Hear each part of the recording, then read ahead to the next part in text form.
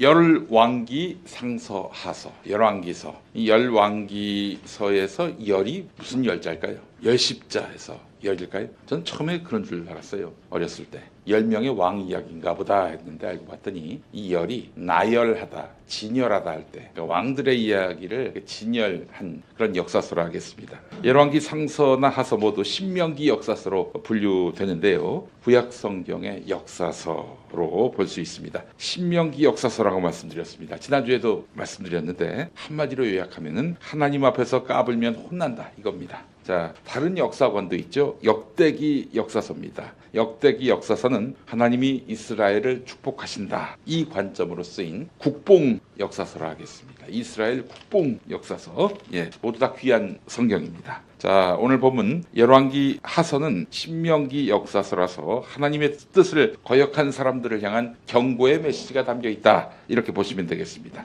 그래서 오늘 주인공 바로 예언자 엘리야와 엘리사 존재감이 두드러진다 하겠습니다. 자, 엘리야와 엘리사 이름이 비슷해서 이게 무슨 형제가 아닐까 하는 생각을 하는 분들이 있을 텐데 그렇지는 않습니다. 자, 그나저나 열왕기서는 누가 썼을까요?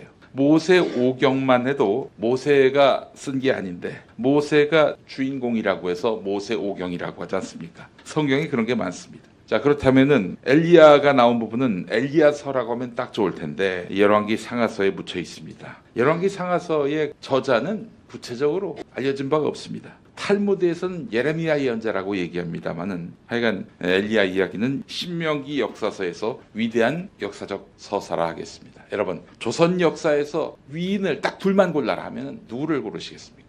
그렇습니다. 조선에서 2명의 위인만 고르라고 하면은 많은 사람들은 세종대왕과 이순신 장군을 꼽을 겁니다. 자, 구약 역사에서 2사람을 꼽으라고 한다면 모세 그리고 엘리야. 조선에서 딱 2명 고르라면은 세종과 이순신이듯 구약에서 딱 대표적인 인물을 고르라면은 모세와 엘리야를 들 수 있습니다. 자, 그렇다면은 기왕이면은 이 엘리야서라고 따로 독립시키는 게 좋지 않았을까 했는데 어쨌든 열왕기서에 이렇게 다 포함이 되어 있습니다. 엘리야 하면 뭐가 생각나십니까? 엘리야를 상징하는 사건. 우리 이순신 장군을 상징하는 사건은 여러 대첩들이 있죠. 명량 대첩, 한산도 대첩 생각이 나는데 엘리야 예언자의 대첩이 하나 있습니다. 갈멜산 대첩이라고 하겠습니다. 갈멜산에서 바알 등 이방의 몹쓸 신들에게 예배하는 제사장 850명을 상대로 맞짱을 뜨셨어요. 엘리야가 1대 850으로 맞섰는데 모두 다 물리쳤습니다. 하나님의 권능으로.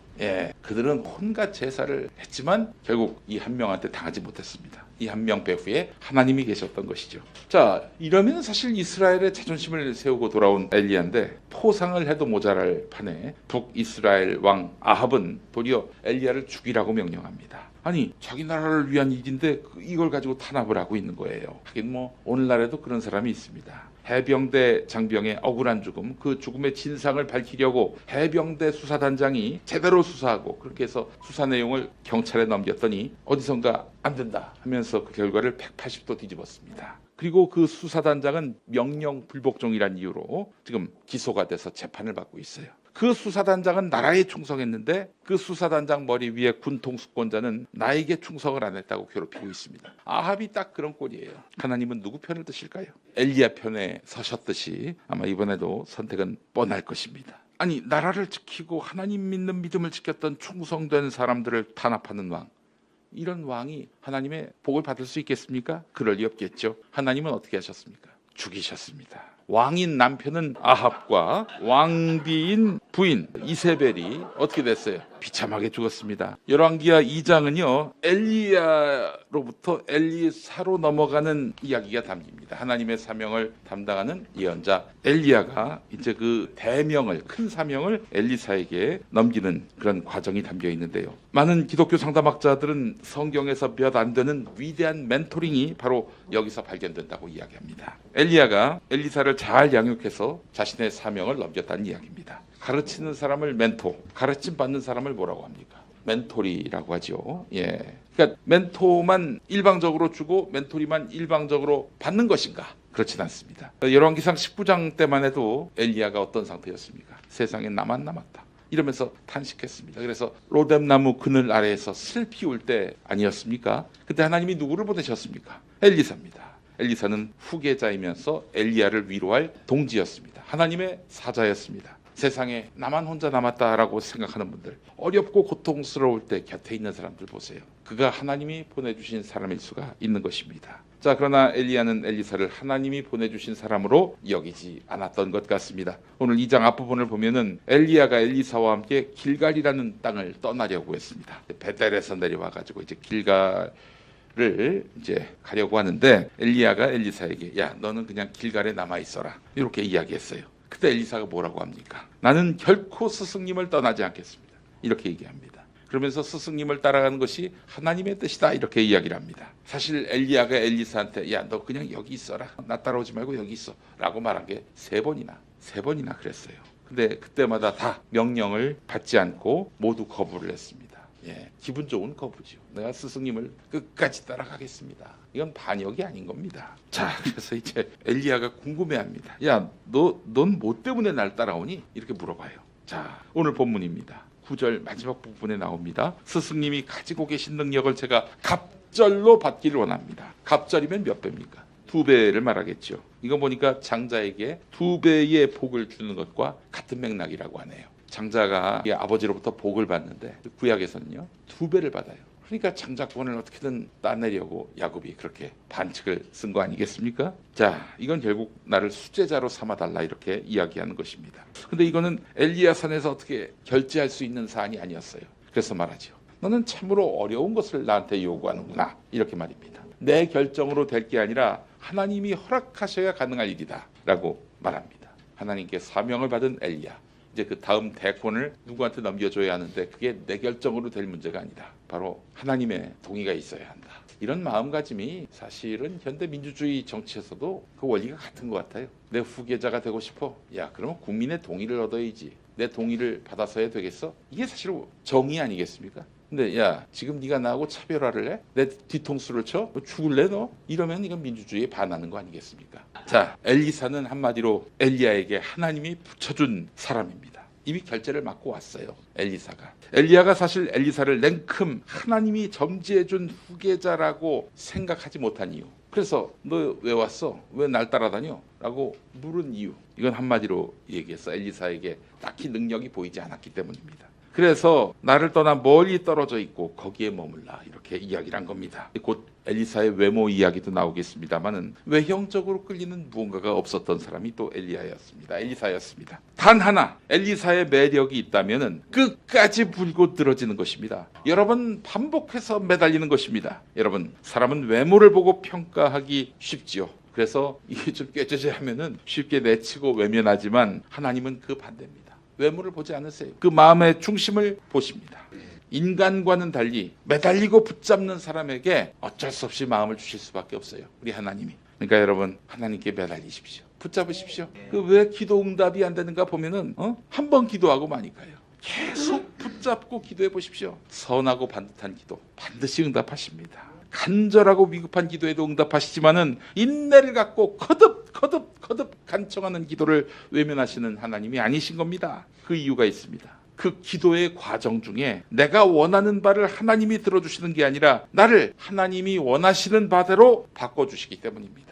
처음에 기도했던 기도 제목이 점점 달라지는 걸 느낄 거예요. 동일한 기도 제목 같지만은 점점 하나님의 컨셉에 맞게 기도가 바뀌는 것을 느끼게 될 겁니다. 하나님은 그 기도를 틀림없이 응답해 주시는, 화답해 주시는 분임을 우리가 알아야 하지 않겠습니까? 이런 명언이 있습니다. 기도는 하나님을 설득하는 것이 아니라 그분에게 감화돼서 하나님께 내가 설득이 되는 것이다. 기도를 통해 피어나는 것은 하나님이 아니라 기도하는 사람 자신이다. 하나님이 원하는 아들의 모습으로 변하는 것입니다. 여러분, 사실 엘리야가 엘리사를 길갈에 남겨두려는 이유는요, 여리고 가면은 이제 또 다른 자신의 제자를 만나려 했기 때문입니다. 이 곳곳에 엘리야의 제자들이 있었던 거예요. 근데 사실 지금 엘리야의 처지가 어떻습니까? 아합과 이세벨의 미움을 사가지고, 아니 왕에게 미움을 사면 됐지 왜 왕비에게 미움을 샀다고 그렇게 고생을 해야 합니까? 참 이해가 안 되죠. 그렇지 않습니까? 아합에게 미움 받으면 그걸로도 이유가 충분한데 이세벨에게까지 지금 미움을 사가지고 지금 도망다니는 신세가 됐어요. 왕과 왕비가 이렇게 못 살게 구는데도 죽이려고 달려드는데도 엘리야 곁을 지키는 사람들,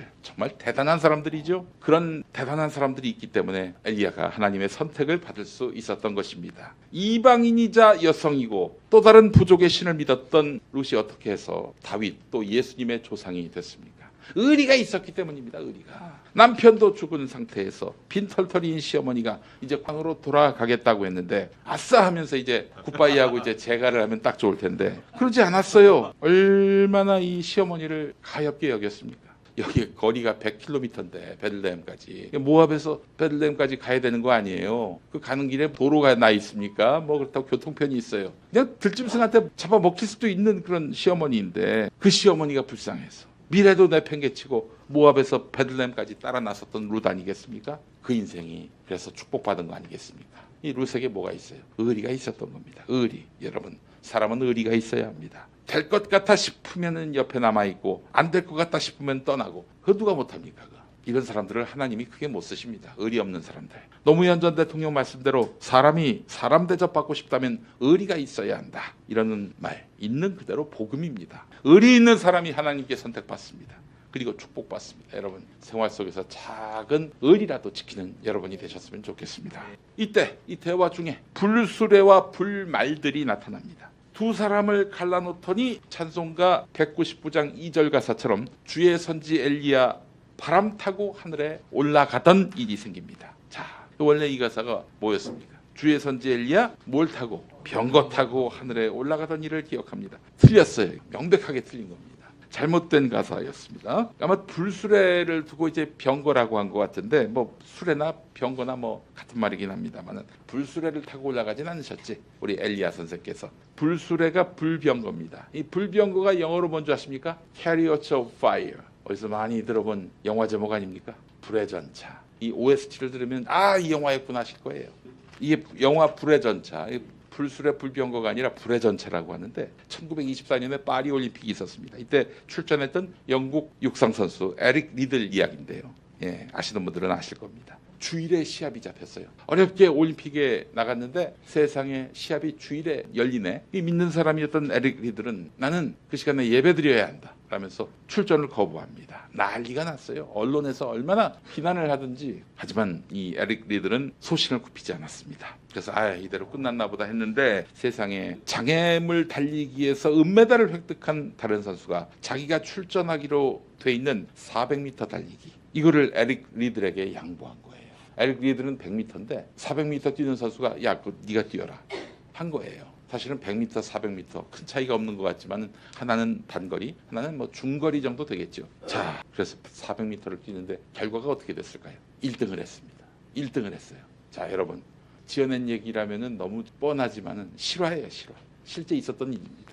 그때 그 영화 엄청나게 많은 상을 타냈습니다. 불의 전차. 자, 불병거가 아니라 회리바람. 바람 타고 올라가셨죠? 제가 이런 유머 굉장히 많이 얘기했을 겁니다. 유머가 아니라 이것도 실화입니다. 제가 CTS 기독교 TV에 다녔다고 말씀드렸죠. 그 어떤 PD 한 분이 계셨는데 그분이 통 안 믿는 분이었어요. 근데 당시 기독교 TV의 그 인력들이 너무 필요했기 때문에 그래서 안 믿는 분들도 막 그냥 영입을 시켰어요. 그래도 최소한 면접은 해야 될 거 아니겠습니까? 면접 때 물어봅니다. 성경이 몇 권인가? 이게 물어본 거예요. 이분이 너무 자신 있게 2권입니다 이런 거예요.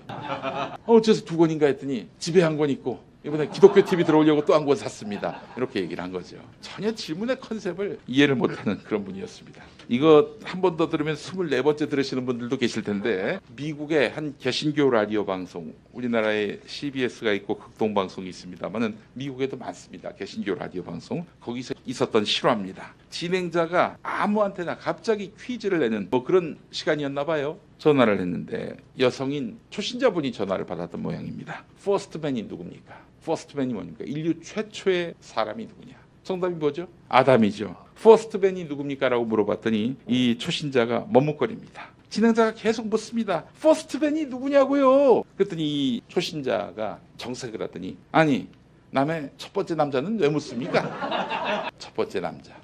첫 번째 인류는 바로 아담이었습니다. 성경을 많이 읽었으면 퍼스트맨이 무슨 뜻인지 알았을 텐데, 자, 엘리사가 회오리 바람 타고 올라가는 엘리야를 향해서 뭐라고 합니까? 나의 아버지, 나의 아버지, 이스라엘의 병거이시며 마병이시여. 이 말은 무엇을 의미할까요? 이스라엘의 병거 마병이라고 한 걸로 봐서는 이것은 엘리야가 이 이스라엘을 지키고 살리는 그런 지도자의 역할을 해왔다. 너무 아쉽다. 이렇게 올라가는 게 이런 뜻으로 풀이될 수 있을 것 같습니다. 하나님의 뜻을 땅에서 실현하기 위해 현실 사회에서 애썼던 엘리야. 그 엘리야가 이렇게 우리 곁을 떠나는 거예요. 여러분, 엘리야는 골방에 갇혀서 하나님께 예배했던 사람이 아닙니다. 시대의 불의를 보고 분노하고 이를 바로잡기 위해서 행동했던 사람입니다. 우리가 엘리야를 존경하고 배우고자 한다면 당연히 그의 행실과 노력을 닮아야 할 것입니다. 타협하지 않는 신앙심과 고난을 감수한 충성, 정말 넘사벽이죠. 엘리야를 감히 흉내도 못 낼 지경입니다. 자, 근데 말이죠, 여러분, 이런 의문이 들지 않습니까? 아니, 갈멜산에서 치욕적인 개망신을 당한 바알이 왜 이후에도 계속해서 이스라엘 백성에게 호객할 수가 있었는가? 왜 이스라엘 백성이 계속해서 바알을 믿고 따랐는가? 바알을 믿으면 당장 돈이 생기고 당장 힘이 생기니까 그런 거 아니겠습니까? 왜냐? 나에게 돈을 주고 힘을 주는 눈에 보이는 권력자가 바알을 숭배하거든요. 하나님을 제대로 믿으면 그렇습니다. 약자와 소수자 편에 서고 기득권자에 의해서 입이 막히고 사지가 들려나가는 그런 정의의 편에 서게 되는 것입니다. 그래서 하나님 편에 서게 되면 끝끝내 로뎀나무 아래에서 신세를 비관하고 우는 삶을 살게 돼 있어요. 그러나 이럴 때에도 잠시간 그런 좌절의 순간을 겪는다 하더라도 결국에는 하나님의 살아계심과 역사하심을 믿으며 옳은 길, 바른 길로 나가게 되는 것입니다. 하나님은 죽지 않고 승천하는 엘리야의 삶을 우리에게 왜 보여주셨을까요? 여러분, 그런 생각 안 해보셨습니까? 왜 구약에서 대표적인 인물로 엘리야가 꼽혔을까요? 잠시 이건 지나가는 얘기인데 열왕기하 2장 뒷부분에 이런 기막힌 얘기가 나옵니다. 엘리야를 하늘로 올려 보내시죠. 우리 하나님께서 그렇게 엘리야와 작별하고 베델로 다시 올라갈 때 40명이나 되는 어린이들이 달려들어서 엘리사를 놀리는 거예요. 개정 성경에서는 대머리야 올라가라 이렇게 써 있어요. 세번역 성경에서는 대머리야 꺼져라 이렇게 돼 있어요. 엘리사는 자신을 대머리라고 놀리는 어린이들을 상대로 압수수색을 벌이고 별건 수사로 괴롭히진 않았습니다. 이 어린이들을 저주했어요. 그러자 숲에 있던 곰들이 나타나서 이 아이들을 물어뜯어 죽였던 거예요. 아이고 끔찍해라. 아니 엘리야에게 대임을 이렇게 이어받은 사람이라면은 그러면은 그 정도 놀리면 좀 참아도 되는 거 아닌가? 굳이 저주해야 했나라고 생각하는 분들이 있을지 모르겠습니다만은 여러분, 이 아이들의 저주라고 하는 것은 당시에 엘리야, 엘리사 모두 정의의 편에 섰지 않습니까? 하나님의 편에 섰잖아요. 그랬더니 막 조롱하고 비난하고 이게 일종의 트렌드가 됐어요. 레포츠가 됐어요. 요즘도 많이 볼 수 있는 현상 아닙니까? 정의를 위해 싸우는 사람들을 그렇게 핍박하고 매도하고 조롱하고 그 현상이 그때에도 있었던 거예요. 이것은 사실은 엘리야, 엘리사 두 사람에 대한 비난이 아니었어요. 대머리야 올라가라. 이 말은 뭐냐? 뭘 올라가라는 얘기일까? 이 엘리야가 올라가는 거를 비꼬고 조롱하는 거예요. 그럼 뭐겠습니까? 이거는 하나님의 부름받은 예언자를 비난하는 정도가 아니라 하나님의 그런 역사도 조롱하는 겁니다. 이거를 두고만 볼 수 없었던 거죠. 하나님의 은총으로 승천한 엘리야, 또 하나님의 그 대임을 이어받은 엘리사를 비난하는 이들. 그래서 엘리사는 저주를 했고 죽인 건 하나님이십니다. 죽인 건 하나님이세요. 사실 대머리가 당시에는 어떤 그 상징이 있었냐면은 하나님의 저주로 인식되던 한센병, 지금은 그렇지 않습니다만 하나님의 저주로 인식이 됐던 게 한센병인데, 문둥병, 나병, 이 증상이 대머리로 나타났다는 거예요. 모발이 다 빠지는 거. 그러니까 너는 하나님께 저주받은 사람이다 라는 그런 지적이기도 했고요. 아이들의 그 놀림이라고 하는 것이 하나님이 용서하지 않았던 것입니다. 그래서 사실은 대머리라고 놀렸다고 그렇게 하나님이 엘리사가 어린이들을 죽였다 이런 식으로 또 말을 만들어내는 사람들이 있는데 좀 맥락이 있다는 걸 여러분들께 말씀을 드립니다. 우리는 하나님의 일을 정의롭게 수행하는 사람들을 돕지는 못할 망정 핍박하면 안 됩니다. 핍박한다고 갑자기 숲에서 곰이 나타나진 않겠습니다만은 하나님의 뜻을 이루는 일 대부분은 자기를 부인하고 남을 내 몸과 같이 사랑하는 그런 행위 아니겠습니까? 그거 하나 감당하기도 힘든데 모욕과 조롱까지 당한다? 얼마나 고통스러울까요? 어려운 사명을 감당하는 사람들을 위해서 기도하시고 필요하다면 마음을 담은 후원과 격려를 해주시면 어떨까요? 하다못해 댓글에서 너 그러면 안 된다 라고 점잖게 훈계해 주시면 어떨까요? 하나님 대신 하나님의 일을 하는 사람은 그게 비록 복음 전파가 아니더라도 사회 공익을 위한 일이라 하더라도 하나님이 기뻐하십니다. 하나님의 사람, 하나님의 그런 사자들에 대해서 여러분들이 각별히 애정과 또한 후의를 베푸시는 것이 하나님이 우리에게 보내신 사명이기도 하다. 이런 말씀을 드리겠습니다. 사실 엘리사가 대머리인 줄 이 말씀을 보고 알았어요. 머리카락이 조촐하다고 해서 아이들이 놀린 게 아닙니다. 또 그 대머리라고 자기를 놀려가지고 엘리사가 이 아이들을 저주한 것이 아닙니다. 주님의 일과 무관한 정치인, 자신의 정치적 욕망을 위해서 남 죽이는데 혈안이고 남의 자식의 티끌만한 잘못도 죽을 죄로 만들고 자기 자식 문제는 아무 일도 아니라는 검사 출신 정치인, 그 사람 이야기와 연결지어서 볼 수가 없어요.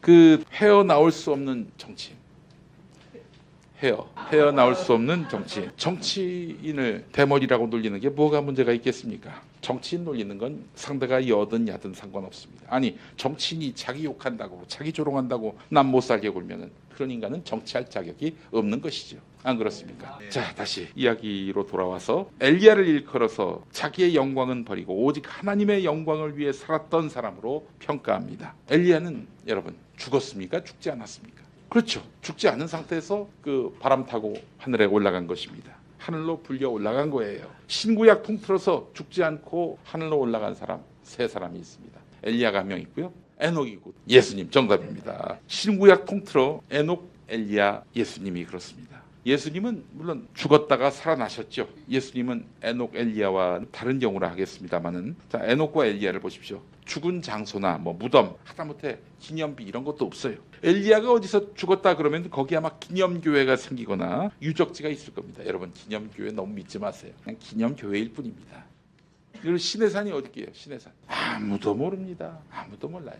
여기일 것이다라고 주장하는 주장만 있을 뿐인지 실제로 시내산이 있었는지 없었는지, 아니 날카롭게 성경을 들여다보는 분들은 시내산 사건이 있었는지 없었는지도 불분명하다 이렇게 얘기를 하는데요. 어쨌든 유적지나 뭐 남긴 어떤 여러 흔적들이 없다는 것, 이것이 참 묘한 감동을 줍니다. 자, 세상에 자기 이름이 빛날 무언가를 남기지 않고 떠난 사람들. 마태복음 6장 20절과 21절을 보겠습니다. 그러므로 너희를 위하여 보물을 하늘에 쌓아두어라. 거기에는 좀이 먹고 녹이 슬어서 망가지는 일이 없고 도둑들이 뚫고 들어와서 훔쳐가지도 못한다. 너희를 위하여 보물을 땅에 쌓아두라 라는 말의 반대인 것입니다. 그리스도인이면서 땅에 묶여있는 사람들이 너무나 많습니다. 하나님께 불려가서 하늘나라 사는 게 가장 큰 행복이요 소망이 돼야 하는데 그렇지 않은 사람들 너무 많아요. 하늘 소망을 안고 삽시다. 하늘 소망을 안고 삽시다. 그렇다면 이 땅에서 명예를 얻고 재산을 갖는 것에 양심과 존엄성을 팔지 않습니다. 한 예화집에서 봤습니다.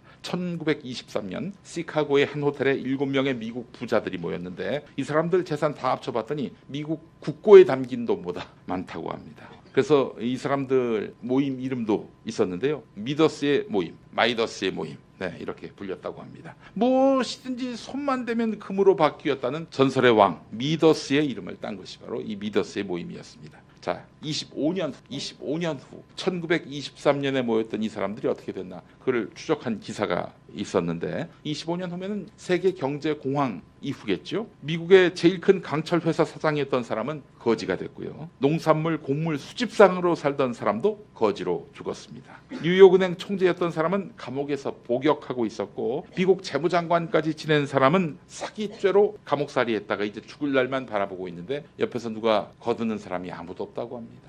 자, 국제은행 총재였던 사람도 있었는데 스스로 목숨을 끊었고 월스트리트의 큰 손도 스스로 목숨을 끊었습니다. 부동산 사업가 한 사람은 자살 미수였는데 역시 이 사람도 돌봐줄 사람이 없어서 죽는 것보다 낫지 않은 삶을 살았다고 합니다. 25년 전에는 정말 남들에게 부러움을 샀던 사람들, 25년 후에도 그 부러움이 계속 됐을까요? 우리는 땅에 소망을 두지 않고 하늘에 소망을 두면서 살아야 하지 않겠습니까? 아멘. 사랑하는 벙커원 교회 교우 여러분, 하늘 소망을 품고 사십니까? 내게 더 이상 손에 쥐어질 게 아무것도 없어도, 그리고 몸이 허약해지고 병들어 있어도 그래도 행복하셔야 합니다. 하늘 소망을 품는다면 인류를 통치하시고 우주를 지배하시는 하나님이 여러분을 선택하시고 기름 부으신다면 얼마나 행복할까요? 얼마나 든든할까요? 어떤 어려운 상황에서도 이걸 능히 극복할 그런 마음가짐이 돼 있을까요? 하늘 소망을 품을 때 그게 가능합니다. 아멘. 엘리사가 바로 그런 사람이었습니다. 하늘 소망을 품었던 사람이었습니다. 그래서 의리를 지켰습니다. 엘리야와의 의리를 지켰습니다. 그리고 간절히 매달렸습니다. 엘리야에게 매달렸습니다. 주님의 영광을 빛내기 위해 애썼습니다. 불확실성이 가득한 시대, 꿈과 소망이 자본과 권력에 의해 제약당하는 세상, 백이라고는 하나님밖에 없는 우리는 성령에 붙들려 살아야 하지 않겠습니까? 하나님은 지금도 하늘문을 활짝 열어놓고 들어와라, 나와 함께하자, 이렇게 말씀하고 계십니다. 그렇게 은혜의 해를 선포하고 계십니다. 이 축복의 자리에 우리를 초청하시는데 우리가 함께할 마음가짐을 가져야 하지 않겠습니까? 아멘. 지금은 엘리야 때처럼 주 말씀이 선포되고 또 주의 종 모세의 때와 같이 언약이 성취되는 때입니다. 비록 전쟁과 기근과 핍박, 환난 날이 우리 현실 앞에 다가와도 우리는 광야에 외치는 소리, 주의 길을 예비하는 존재가 되어야 할 줄 믿습니다.